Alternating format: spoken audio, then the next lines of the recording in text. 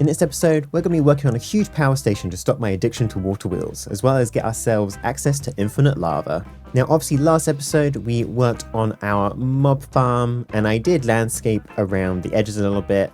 Nothing too wild, I just changed it into more of a slope rather than a very vertical stone wall. I have also started putting some more villagers in. We got a Gregory over here, No, Sun, Arlene, Fabian and Gerald, and been trying to get some good enchantments. We got projectile protection over here, fire protection 4, etc. And then I've also got Gerald the cleric over here, just so I can sell my rotten flesh to him that I get from my mob farm. And as some of you may remember, I also said I was going to try and get the enchantment table in between episodes, so we have this little enchanting setup.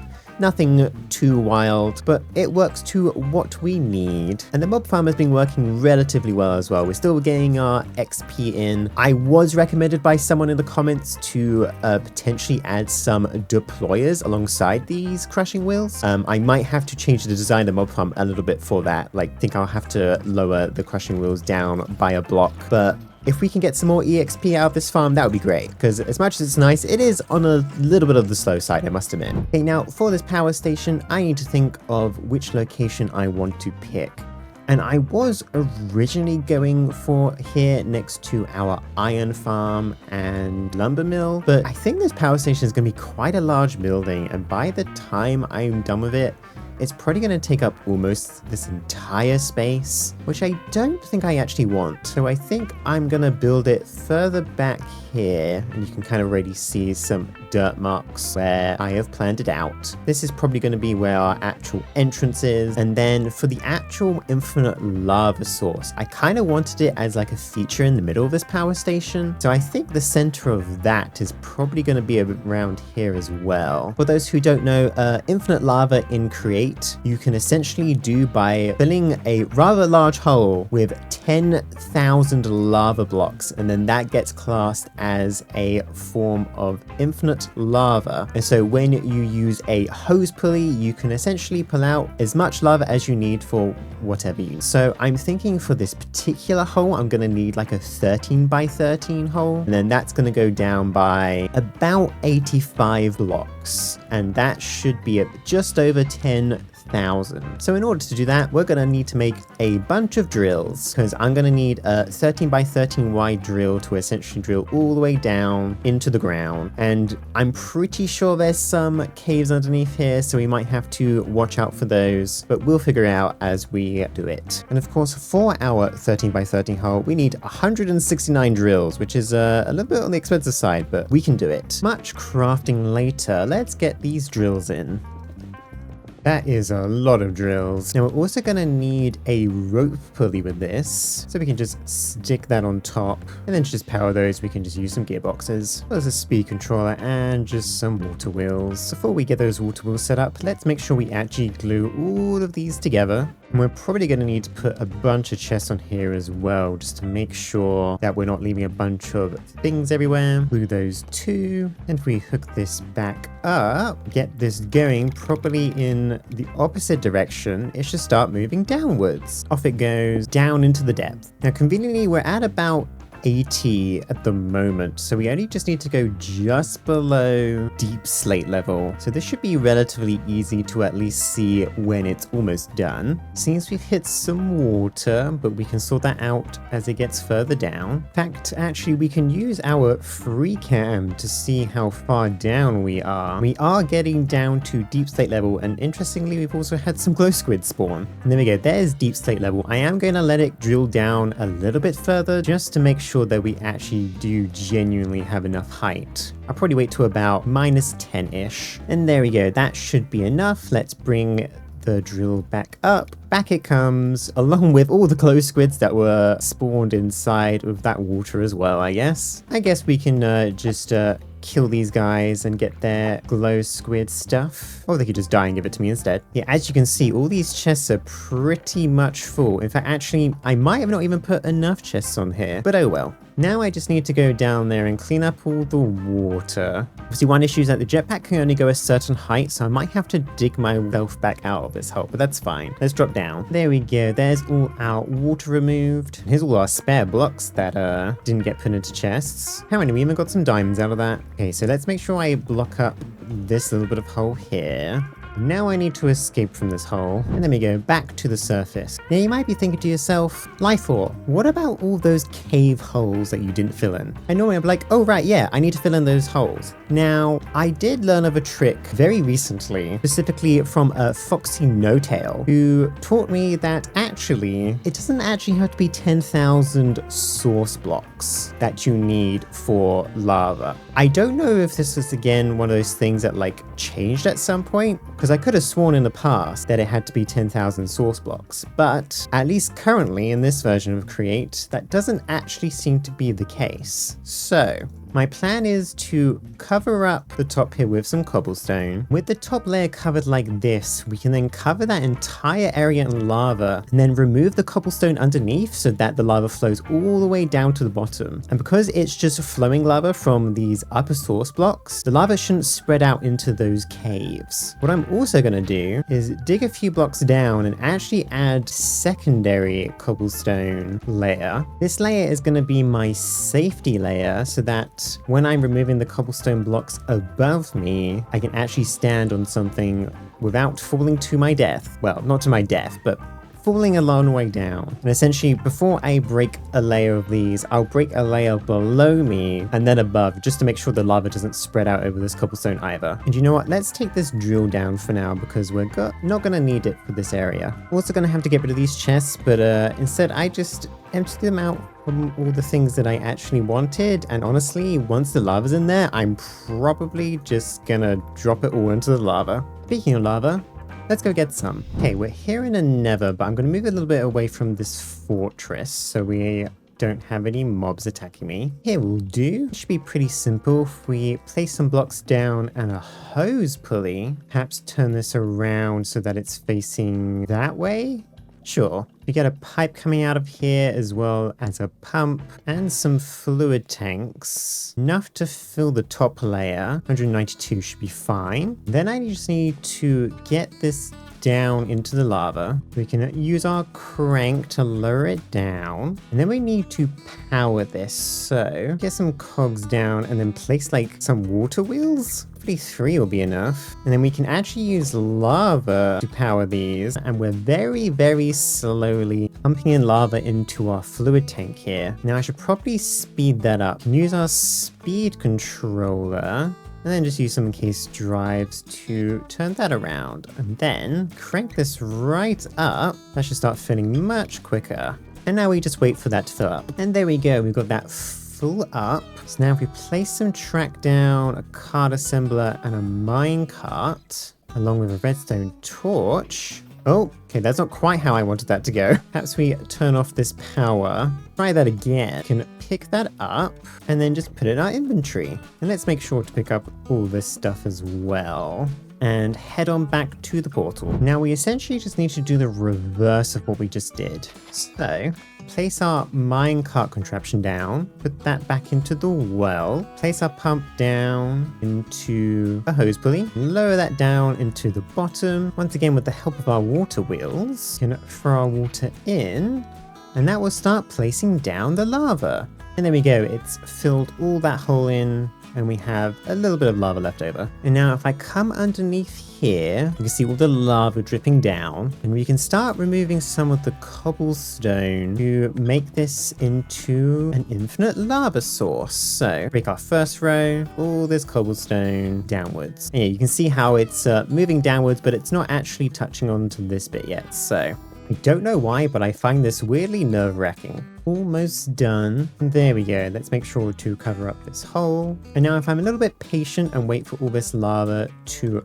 move down towards the bottom, as you can see, it's slowly doing. So now we reverse the direction of this pump. In theory, this should now be an infinite lava source. Although I am realizing I need to actually lower this all the way down, so one sec. Now, as you can see, we've now got a bottomless supply, so we've been able to slowly fill up this fluid tank again. And you can also see how on the cave entrances, it just flows straight down past it and not actually into any of the caves. I should probably cover these up at some point, just in case it does switch back to needing source blocks, but this will do for now. Okay, now that we've got our infinite lava in, I think I'd like to start working on the facade of our power station. This is going to pretty much be our entrance, so we use some of these granite pillars on the side. I want this to be pretty tall in the middle, and we can use some of this other granite on the sides. Repeat that on both sides, and then I think I want to try and make use of this mangrove again as well, and those can be where we can place some windows. But perhaps instead of windows we could use some iron bars instead. Yeah, I like that. And I think to frame these windows we're going to use some of our metal girders along with some shaft and some metal brackets to go along with it. Something like that. And then we can also use our wrench on these girders, kind of make it look like they're connected. Now I think above those I want a little bit of a different window style, using these dripstone blocks, which I think work quite well next to granite. And I think I actually want to make these stick out a little bit more as they're a bit flat to the wall. So some of these copycat blocks kind of add a frame around our window, and then use that same block to kind of add a bit of a trim around it. And honestly, chipped looks really good on copycat blocks. Then we can perhaps use some of these panels, place some windows into them. And there we go. Let me just repeat that on the other side. Now, one thing that I like seeing people do actually is use water wheels as like a form of architecture. So we can have something along these lines and then remove the center part. We can just throw our water wheel on. As long as we remove the blocks out the back just to place it, I like that you can kind of see through into the building. And I think to kind of help cover some of these corners, we can use some of these copycat stairs, throw in our same block that we were using before. I think I actually want this to go inside a little bit too, because I might add a second wheel just to give it a little bit more depth. This door frame seems a bit high at the moment, so place a little bit of support kind of structure there. And actually, instead of using some steps here, I might actually also place some andesite pillars out here, kind of match with the rest. We can actually use some walls back here just to add a little bit of depth to this, and throw in some viridian ones in between for a splash of color. In fact, actually, I think I want this bit to be a little bit taller than the rest. You can reuse this block here and go across. Make sure we bring this all the way up the top.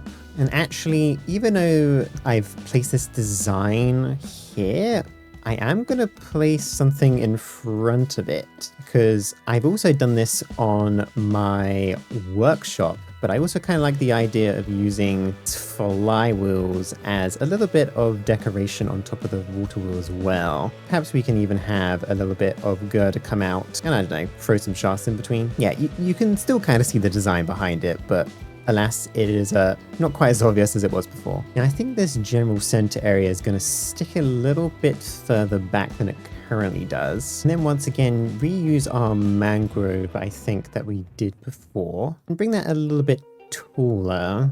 Along with a pillar over here, we can have a bigger window here, I think. Once again, reusing our mangrove wood with a similar design as the others. But I think we can use a different window design in this one. And then we can add the same kind of features that we did for this window, and also throw in a girder in between for support. And I think, again, a similar width window, but kind of make it a little bit shorter, just so we kind of have this kind of slowly stepping down building. And of course, a creeper decided to come and blow me up. Well, didn't actually blow me up, but almost blow me up. There we go, something a bit like that. And actually, I'm going to move these brackets down by one, just so they are at the same height as these ones. And actually, to kind of continue that line, you can probably give it a little bit of a break in these pillar blocks here. Perhaps we can do that at the top of these pillars as well. Yeah, I like that. Get all of this roof. I'm gonna make mostly flat, probably mostly out of this polished deep slate. We can have that up here as well, but I don't want it too flat, so perhaps we can throw in some of these Viridium stairs that I've just made, a bit like that, and then we can still use our deep slate on the edges just to kind of keep the style going, and probably just reach this up to here so that the roof kind of curves down towards the lower area, and perhaps use a little bit of these dark oak stockades and lanterns on it just to kind of break up the deep slate a little bit. And I actually also decided to switch out these corners with some of this wall to add a little bit more depth. I didn't like how flat this bit of wall looked. And then I also just threw in some girders on the outside and made them a little bit offset, just so it's not too symmetrical. Yeah, I think that's the general front of the building that I want. I did add some of these more floral iron bars and deep slate walls on top of the roof. And yeah, however, I think I've yapped on long enough for now, so let's build the rest of this building in a nice little time lapse.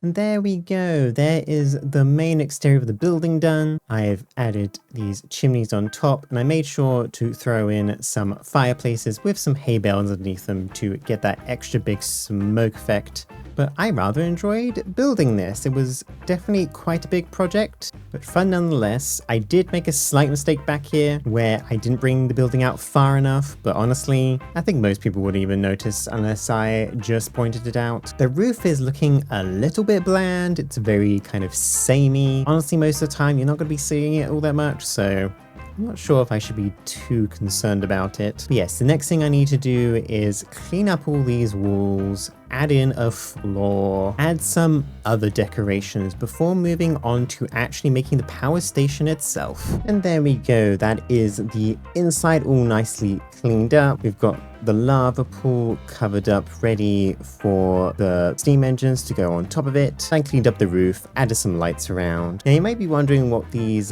big old holes in the ground are. And actually, I had an idea for these, where essentially I like the flywheel designs that are in Create that aren't actually used by the mod anymore. And I kind of like the idea of kind of replicating this, but like in a much bigger form. So I made a flywheel thing in creative. So if we bring that in, and you can kind of see how I was inspired by the original design. But yeah, I am just going to cannon this one in. So let me just place that there, throw in our gunpowder and schematic, and then throw in a clipboard to figure out what we actually need. And there we go, I've grabbed all the stuff, and let's get this going.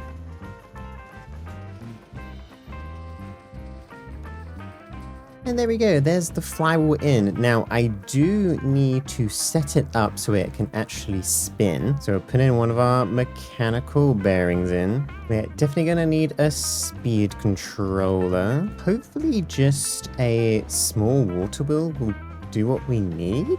Well, that is certainly moving too fast. And yeah, there we go. I definitely had to slow it down a little bit because even though this is not actually rotating very fast, because it's so large, it definitely makes it look like it's moving quicker than you'd expect. But I kind of like this for our power station. Now we just got to throw some walls around it. Now, I like to repeat that on the other side, but the other thing I actually also wanted to do to kind of fit within this same vibe is to actually have a kind of piston. So let's place our schematic in and get all the materials that we need for this as well. And now that we've got all the stuff for that, we can start that off too.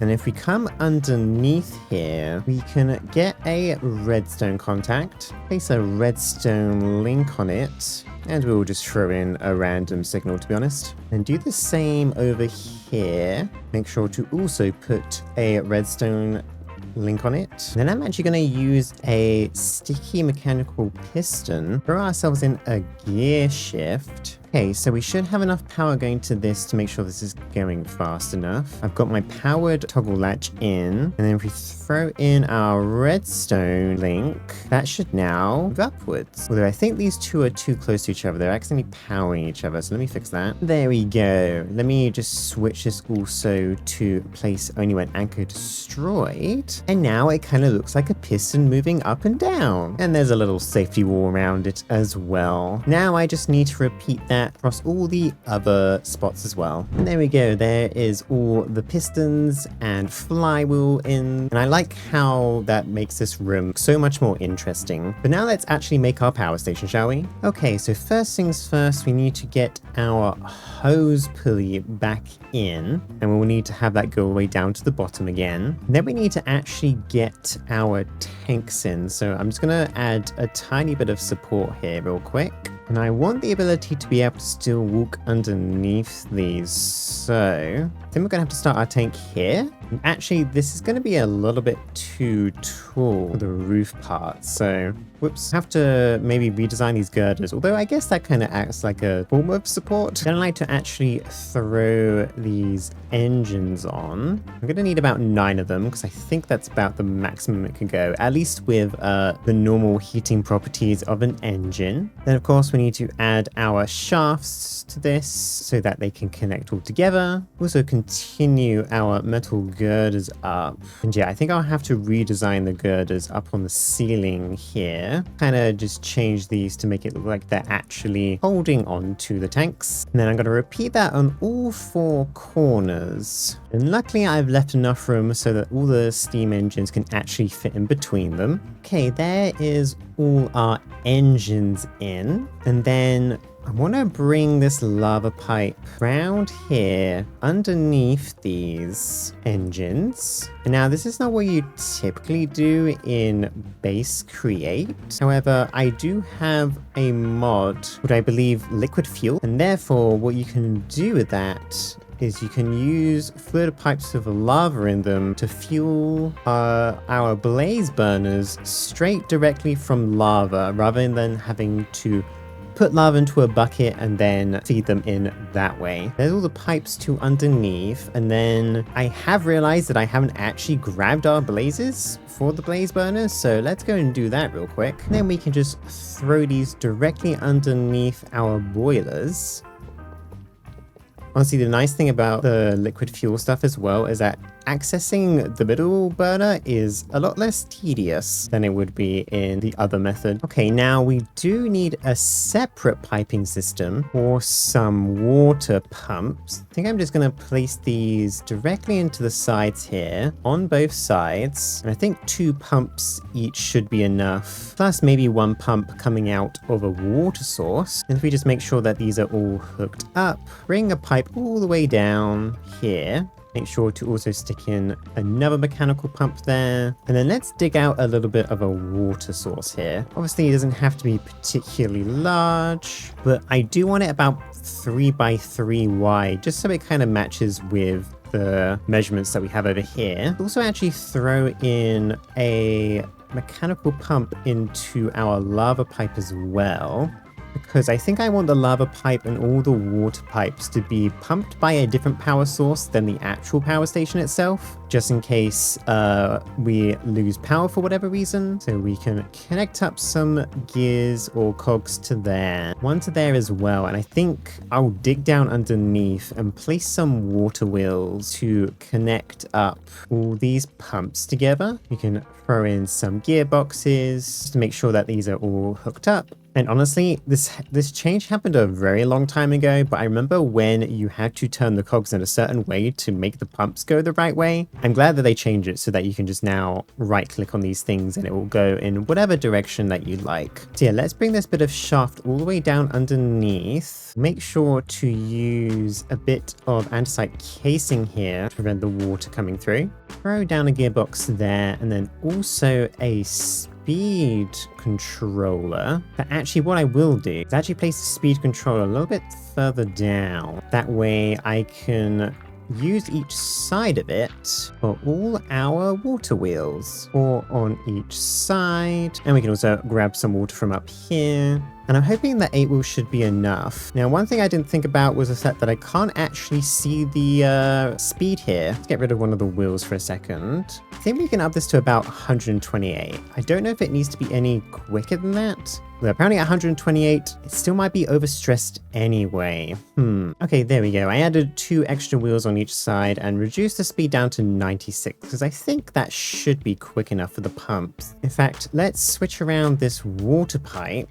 We should start seeing water enter these boilers. The engines have started moving, but honestly, it still only says that we have barely any water, so maybe I need to actually speed this up even more. Okay, after some fiddling around, we've got this to pretty much be almost full of water. I think I will actually hook up these 2 systems just so that it can at least get it to full water power, and then if something does happen for whatever reason, I can disconnect the systems temporarily just to make sure that we can restart them. But let's also hook up our lava. And I did start it early as a test, but now we should have lava coming through. Should be getting to these blaze burners hopefully soon. You can definitely see the lava moving through. Actually, I'm suddenly realizing that I think this is not working is because the pump can't push that far. So let me adjust the system real quick. Okay, there we go. I had to adjust the pipes to kind of go in different directions because I think they were struggling a little bit at getting the lava far enough. But we now have all our blaze burners burning. Now we can start hooking up the actual engines to our system here as well. Throw in a couple of gearboxes. Now we have a super speedy system. We've gotten to pretty much the max heat that we can, at least with normal blaze burners. And I think now if I actually re-add these mechanical pumps that I took out temporarily, we're pretty much at full water. Now I don't know if I actually need this much water. I must admit, I've only really ever touched steam engines only a few times in the grand scheme of things. I've always way over relied on water wheels and stuff. But each one of these engines seems to be making about 147,000 SU, which honestly should be plenty for my world for now. Yeah, there we go. I'm pretty happy about that. I think I'll have to figure out a way of getting the power outside of the building, probably maybe through some chain drives, or change conveyors rather, coming off of this gearbox maybe, and through the wall somehow.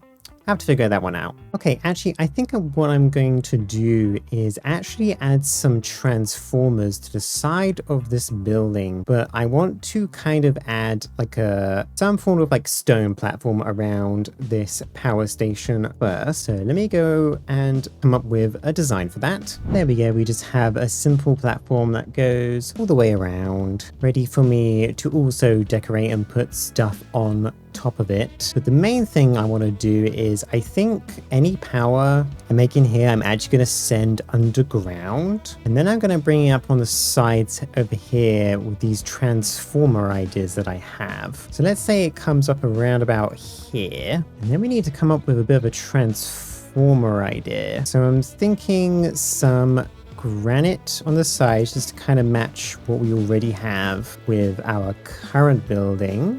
probably some deep slate as well. Perhaps use some of these floral iron bars in between. Then I think we can use these chutes to actually make this stick out a little bit on each side like that. We can even throw some deep slate stairs in between to kind of cap off that bit. Probably continue our stairs idea, kind of just wrap around the middle here, because we are going to have a shaft coming up in between. And then we've got to use our flywheel like we have our massive one inside, with some stairs on top and stairs above just to kind of encapsulate that flywheel. And then we can keep bringing up our shaft here, wrap around with some more of this floral stuff. And I realized that because I have crate encased, I can make these industrial iron chain conveyors, which I think matches the vibe of what we want a little bit more. And yeah, I rather like that idea. I think if we have a few of these, maybe about 4 of them on this side, and we can hook them up